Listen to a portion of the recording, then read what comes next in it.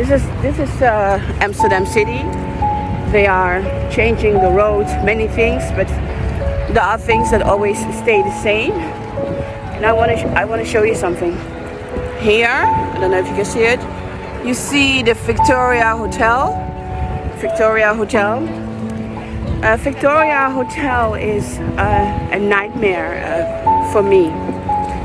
When in 2002 my son was still 3 years old, and I was in front of the stoplight at the Victoria Hotel, and then a red car came, stopped in front of the stoplight, and a woman came out from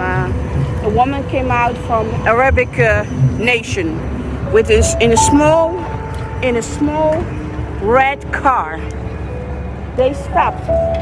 The one woman was driving the car, and the other woman was getting out the car. I was standing in front of the stoplight with my son. He was 3 years old.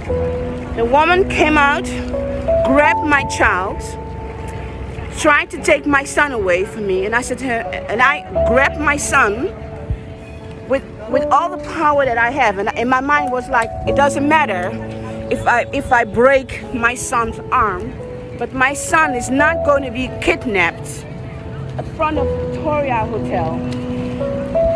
We were crossing the street. Nobody was helping me in Amsterdam, trying to save my child. Nobody was trying to help me save my child. And then I didn't let go, you know. I start really like this, kicking her, still holding my son with two hands, And I was really kicking this woman, really kicking her. And my son was really in the middle like this, really in the middle. And I was like, Joshua, I love you. Doesn't matter if mommy break your arm, but you are not going to be in that car. That was one of the worst moments in my life. And then I called the security of my father, Michael Jackson, and I told him the story. Within 24 hours, my son had 24-hour security around him. So people saying I'm crazy, thinking Michael Jackson is my father, I don't care. That man has saved my life, saved the life of my child. So when the child molester case came, I decided to move away from the centrum of the Netherlands.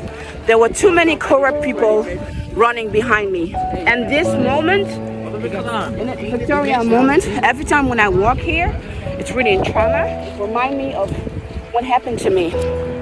So people saying I'm crazy, thinking Michael Jackson is my father, I don't care. He saved my child's life, and he made sure my son was safe. My ex, the father of my child, my son was living with the father of my child because he's a drug addict. That's another story I would tell you, but he's a drug addict, and the child protection believes all the horrible things he said about me. For that case, I'm also in court. I will give you another update. So my ex was calling me, and he said, all the black men are following me around, and I don't have any privacy. I was out with my child, and they were telling me security measures, what I'm supposed to do, what I'm not supposed to do, and it's your fault because you are the secret daughter of Mike Jackson. But I don't like it. You are going to call your father now to tell him to stop. And I said to Shard, listen, no, my son wasn't living with his father. He had weekends with his father. Oh, I remember. I was bringing my son to his father that weekend, yes.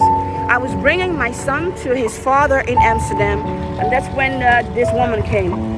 And then I said to Shard, you know, I need to move. You know, I have a problem with things going on. So my ex, he already knew that I was really the daughter of Michael Jackson, and then he played it out with me to the child protection because I really wanted to keep my son safe. But when people said, I don't believe you are the daughter of Michael, I don't care, because that crucial moment, my father was there to protect me and my son till he died.